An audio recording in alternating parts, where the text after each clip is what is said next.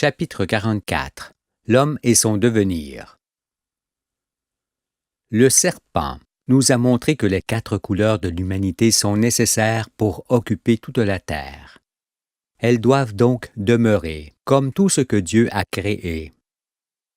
Dans ce sens, chacun peut aisément admettre que les arbres, par exemple, existent pour faire de l'ombre, pour donner partiellement leur bois et leurs fruits, pour abriter et faire vivre beaucoup d'espèces animales, et également pour égayer le paysage, purifier l'air et offrir ainsi des conditions de vie à toutes sortes de créatures.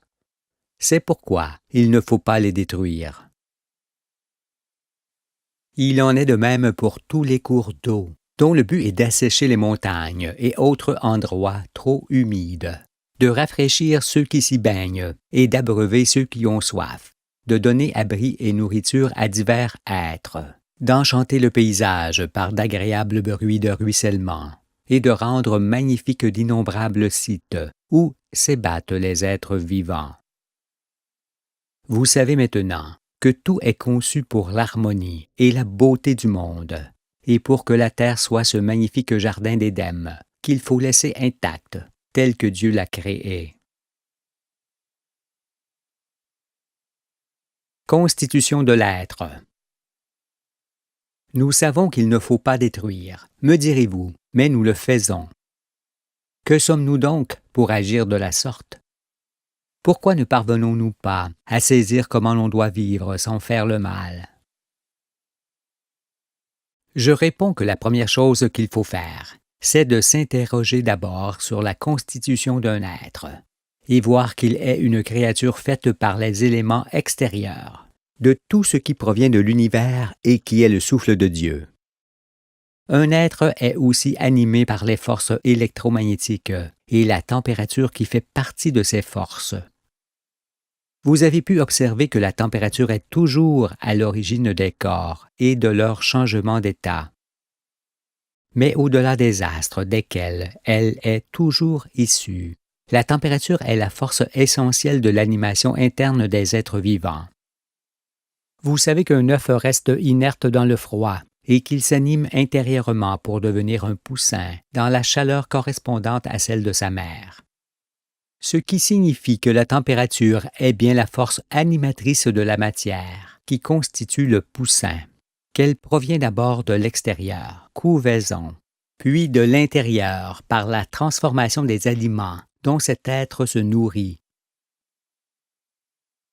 L'œuf ci-dessous que nous évoquons nous montre ce que sont les 4 éléments essentiels à l'existence d'un être vivant, car tout corps est conçu selon cette image. Aussi, tout ce qui est organisme, individuel ou communautaire, ne peut s'en écarter. Le modèle sert d'abord à l'architecture de l'être et devient ensuite son esprit, qui fait loi pour lui, comme pour les siens. Le corps est celui de l'organisme individuel, familial ou tribal. Le milieu comprend les éléments avec lesquels un corps se forme et évolue avec ses semblables.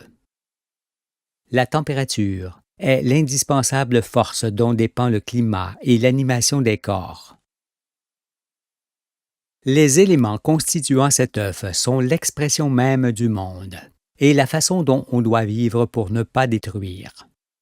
Car, à travers lui, on peut voir le monde, mais aussi une graine, une cellule, un être, la Terre et même la galaxie. Mais ici, cette image montre plus particulièrement la composition exacte de ce que sera la Nouvelle Jérusalem, la ville sainte, qui est un organisme viable cette fois. Car comme l'œuf, elle est composée de l'esprit, qui est la loi de Dieu avec lequel on doit vivre, du corps, qui est formé par la réunion des familles autour de la loi, du milieu, qui est composé des éléments de vie se trouvant dans le territoire où la cité se bâtit et dans lequel elle tire elle-même sa subsistance, de la température, qui est le climat tempéré dans lequel l'homme doit vivre. Qu'il s'agisse d'une seule cellule ou de l'ensemble des cellules d'un homme, ou de l'ensemble des hommes d'une tribu, ou de l'ensemble des tribus d'un peuple, ou de l'ensemble des peuples du monde. Tout ce qui vit est conçu avec ces éléments distincts que nous venons d'évoquer. Rien n'est fait indépendamment d'eux, ni n'est viable sans les deux. C'est pourquoi j'ai dit souvent que les hommes ne peuvent vivre autrement qu'en communauté, qu'en église composée de familles qui se connaissent et qui sont toutes soumises au Créateur et à sa loi. En raison de cela, et puisque la science est ce qui fait l'homme et non ce que l'homme fait, on ne doit rien changer sur la terre, rien modifier, rien dénaturer, tout doit rester dans son originalité. Les sites, les végétaux, les animaux et les hommes, ainsi que les eaux et les cours d'eau, les forêts, l'air et le climat ne doivent aucunement être modifiés. Car ce qui existe, indépendamment de toute volonté humaine, est l'œuvre de Dieu. Aussi, d'aucune façon et pour aucune raison, on ne doit aménager le territoire à sa convenance, ni changer la nature pour l'adapter à la pensée humaine ou à quelque stratégie. Au contraire, chacun doit utiliser ses facultés pour se conformer à la nature et la garder telle qu'elle a été créée. Cela n'étant point ce que vous pratiquiez, mais le contraire. La terre est devenue invivable et prête à vous abandonner. Voilà pourquoi vous êtes désespérés.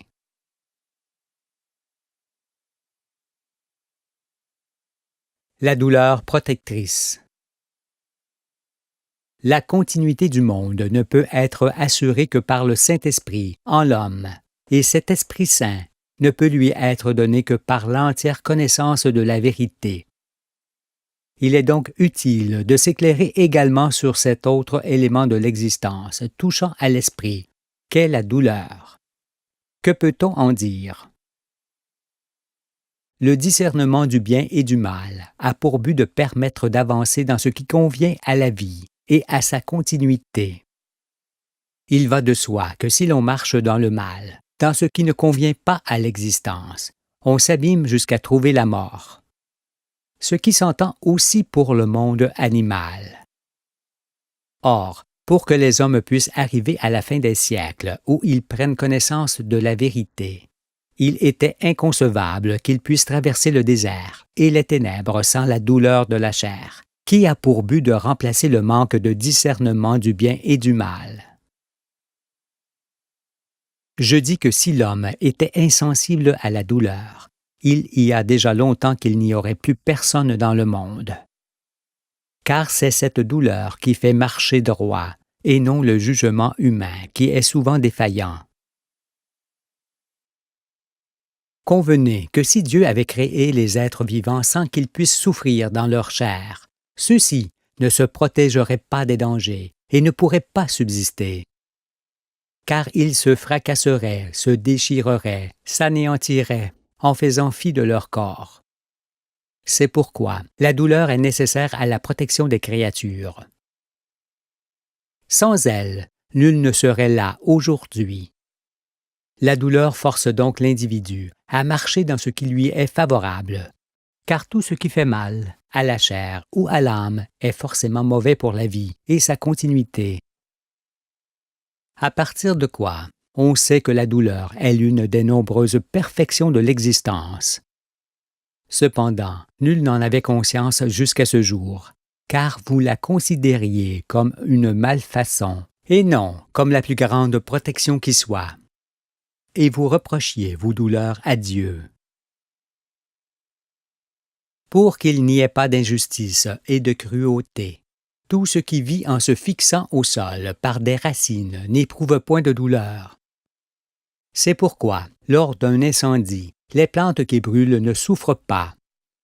Mais tout ce qui vit en se mouvant est soumis à la douleur, parce que celle-ci est un moyen de défense assurément, mais aussi une punition quand on fait ce qu'il ne faut pas. Ce n'est donc point la douleur qu'il faut chercher à éliminer, mais ce qui la procure, à commencer par les ténèbres.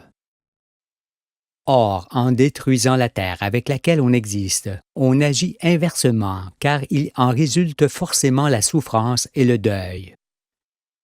En raison de ces évidences, il est beaucoup plus utile d'éliminer les causes de la douleur que de vouloir annuler ses effets, parce qu'elle est toujours la conséquence d'une faute. De ce fait, et par expérience vécue, elle devient aussi la prévention de la faute qui se dessine. Elle force donc la créature à marcher dans ce qui lui est favorable, tout en lui faisant acquérir du respect pour les autres créatures, qui souffrent pareillement. S'il est terrible de souffrir, c'est pour veiller à ne pas se meurtrir ou meurtrir les autres. C'est pourquoi, sans la douleur, la vie est inconcevable. Si elle n'existait pas, vous n'auriez jamais rien à dire, et si je n'étais crucifié, je me tairais. Elle est par conséquent l'élément le plus favorable à la continuité de la vie, parce que les leçons qu'elle donne sont cuissantes et ôtent l'envie de recommencer. Cela aussi, la fin du monde le montrera. Et si vous dites « Pourquoi faut-il que les femmes souffrent quand elles enfantent, alors qu'elles accomplissent la volonté de Dieu? » Je vous réponds par une autre question.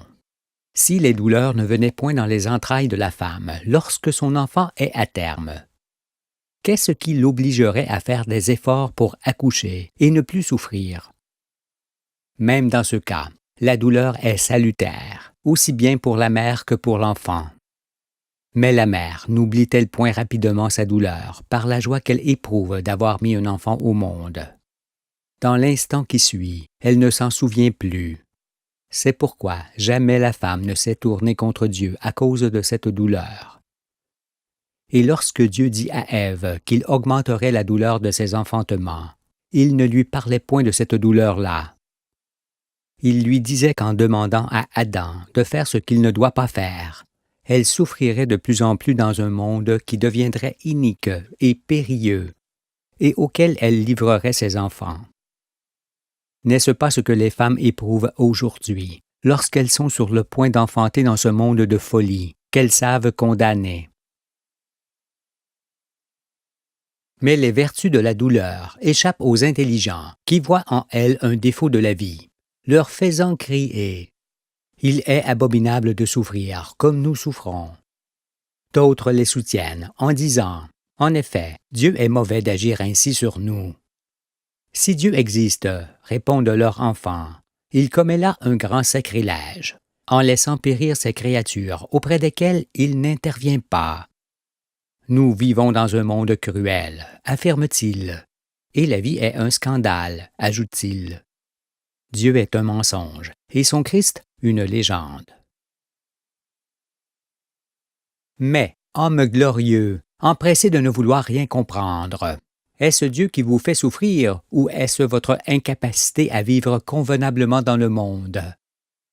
Vos douleurs, hommes de peu d'entendement, ne sont-elles point les rétributions de vos transgressions des commandements de la loi de Moïse? Ne sont-elles point les fruits des lois de ceux qui gouvernent? Si elles ne viennent pas de Dieu, c'est qu'elles viennent des hommes. Ne reprochez donc pas à Dieu ce que vous devez vous reprocher à vous-même. Souffrez donc, cela vous fortifiera dans l'attente de remplir votre esprit d'intelligence. Vous aviez Dieu, sa loi et ses prophètes, mais vous les avez rejetés pour avoir un roi, ses lois et ses ministres. Mesurez-en donc les effets par ce qui arrive à cause d'eux. Peut-être vos yeux finiront-ils par s'ouvrir. Peut-être aurez-vous alors moins d'arrogance. D'autres diront aussi qu'il y a beaucoup de maladies qui produisent de grandes douleurs et que c'est injuste. Assurément, à cause des souillures, des affaiblissements et des meurtrissures occasionnés par l'homme, les maladies sont fort nombreuses au soir du monde. Et que l'on soit circoncis ou non, nul n'y est à l'abri. Mais au commencement, où tout était pur, il n'en était pas ainsi. Et les hommes qui ne souffraient pas comme vous souffrez n'avait pas à se soigner comme vous êtes obligé de le faire aujourd'hui. Vous avez donc besoin de la grande médecine de cette fin des siècles, car sans elle, combien seriez-vous? Un très petit nombre. Sachez toutefois que dans le royaume, où il n'y aura ni pouvoir, ni argent, ni destruction, ni agression, l'ordre originel sera rétabli et tout reviendra pur comme au premier jour. Vous ne serez alors plus exposé à ces maladies périlleuses et angoissantes qui se développent rapidement dans les ténèbres.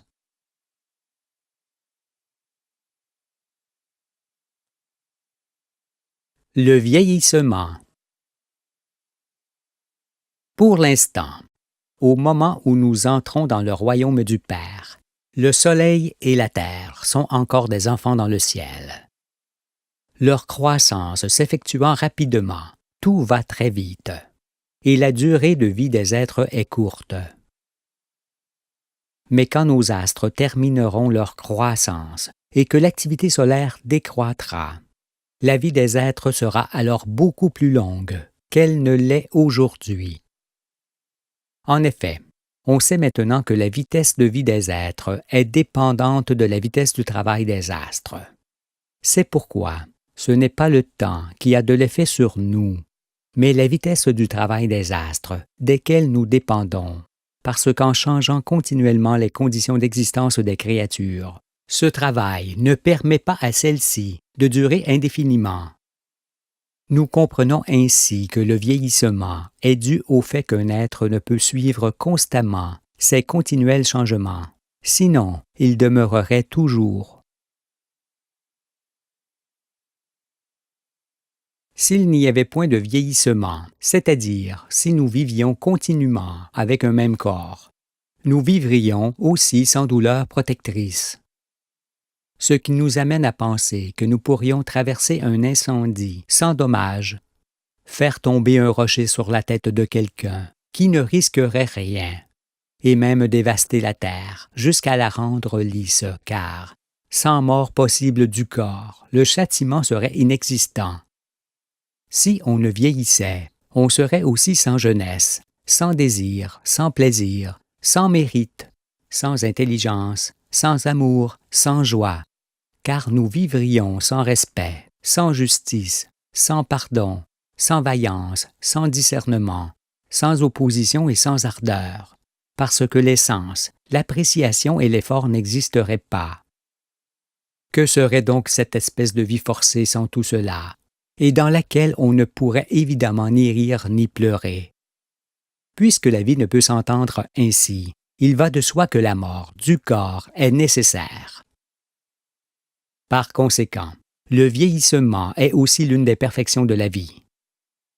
Il n'est pas un outrage ou un malheur, parce qu'au terme des jours, la mort interrompt les âmes qui sont sorties du mérite de subsister et permet aux autres de retrouver un corps sur le long chemin de la vie. Ceci est véritable et certain. Ces explications montrent encore qu'il n'y a aucune adaptation possible des êtres à des conditions de vie nouvelles, par transformation continuelle de leur corps dans les siècles. Sans quoi on vivrait éternellement par le corps, en faisant fi du mérite d'exister.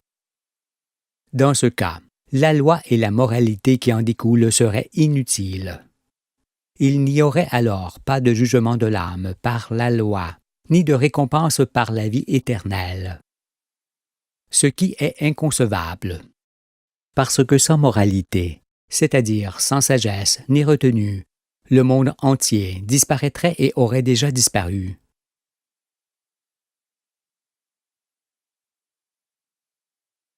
La vie éternelle.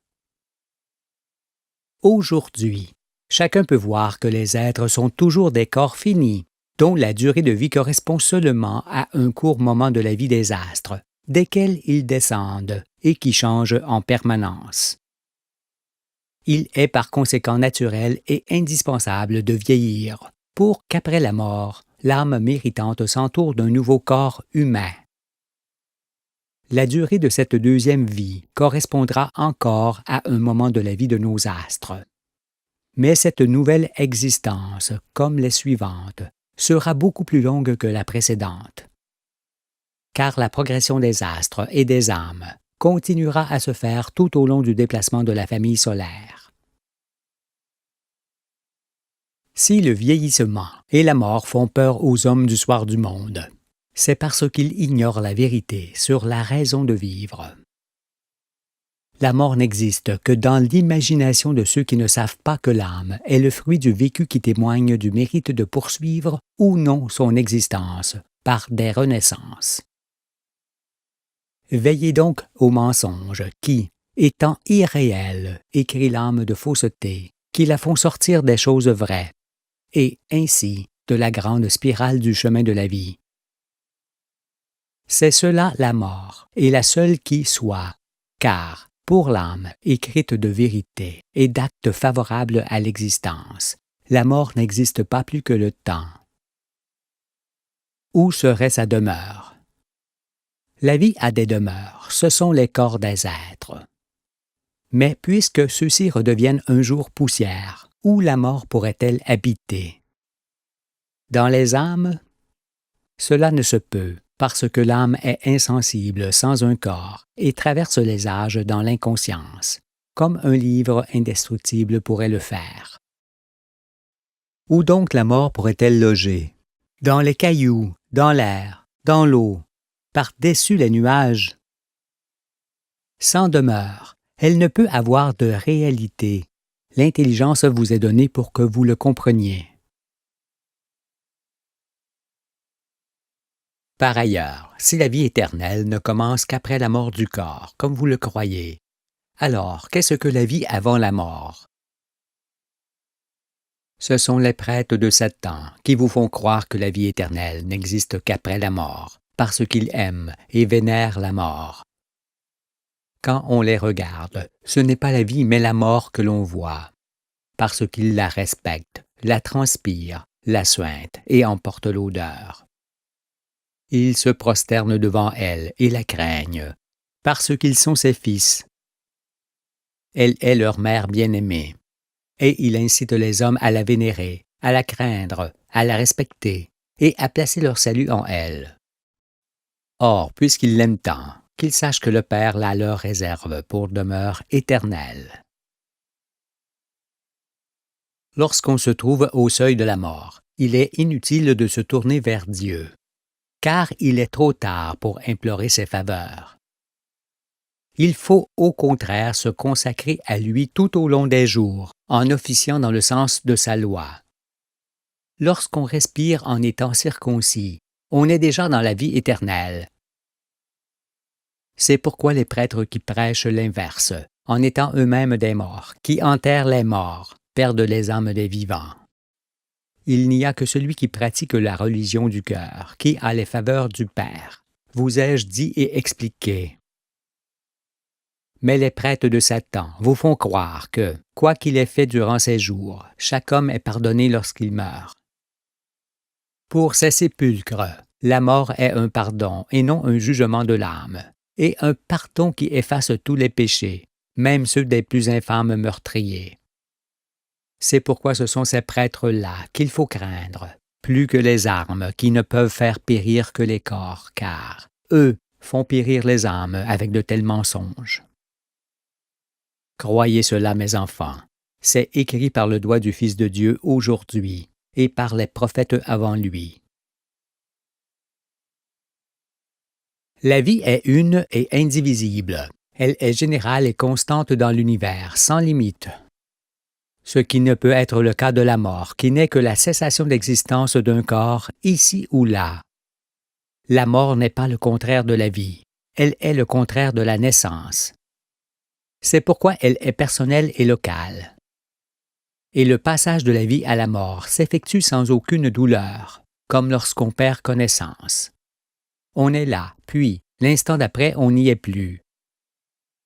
Mais, pour les circoncis de cœur, la mort n'est autre que le sommeil de leur âme qui se réveillera avec un nouveau corps d'homme, dans les temps favorables et relatifs au changement solaire, que l'on a étudié. C'est pourquoi l'Écriture dit, pour que cela serve de témoignage, que quiconque croit au Fils de l'homme a la vie éternelle. Cela parce que celui qui croit est forcément saint d'esprit. Il est un enfant de la promesse auquel la terre appartient désormais et pour toujours. Il est également nécessaire de savoir que c'est l'enrichissement journalier des Écritures de l'âme qui fait apprécier toujours plus grandement l'existence. Pour mieux le saisir, pensez que si la vie dans l'univers de Dieu est 1000, vous êtes aujourd'hui, avec ce premier monde, dans le 1 de ce nombre. Votre âme atteindra 1000 en arrivant au cœur de la roue. Cette comparaison est pour vous permettre d'apprécier la vie éternelle, qu'il ne faut jamais dissocier des astres desquels on dépend, ni du mérite de poursuivre sa vie. Sans cela, vous ne la saisiriez pas et votre désir de vivre s'estomperait. Alors vous péririez. Vous dites, toute naissance annonce une mort. Et moi je vous réponds que seul le corps vieillit et passe, l'âme ne le fait point. Pensez plutôt que quand vous venez au monde, vous entrez dans la vie éternelle, mais que vous pouvez en sortir selon ce que vous faites. Ce qui est parfait, car il n'y a de place sur cette terre que pour les justes et les méritants. Dieu crée toujours beaucoup pour qu'il ne reste que le meilleur, c'est-à-dire l'utile et le parfait. C'est pourquoi il y a beaucoup de monde dans ce changement de siècle, et parmi eux, beaucoup d'appelés et peu d'élus. Que toutes ces choses ensemble vous permettent enfin de saisir que la connaissance acquise au fur et à mesure de notre existence n'est pas pour montrer que nous naissons pour mourir, mais pour vivre éternellement. Cet accroissement de connaissance permet de se doter du Saint-Esprit pour vivre avec l'âme tout ce qu'offre le long chemin de vie. Le commandement de Dieu, ce n'est pas la mort, c'est la vie éternelle, dit Jésus. Or, quiconque peut acquérir cette vie par la circoncision du cœur et par élévation. S'élever, c'est ce que vous faites en me suivant et en comprenant les œuvres de l'Éternel, et notamment l'activité électromagnétique avec laquelle tout existe dans le ciel et sur la terre, jusqu'à l'homme. Il est donc aisé de s'élever et d'atteindre la connaissance avec laquelle on ne peut plus s'aventurer dans ce qui fait périr.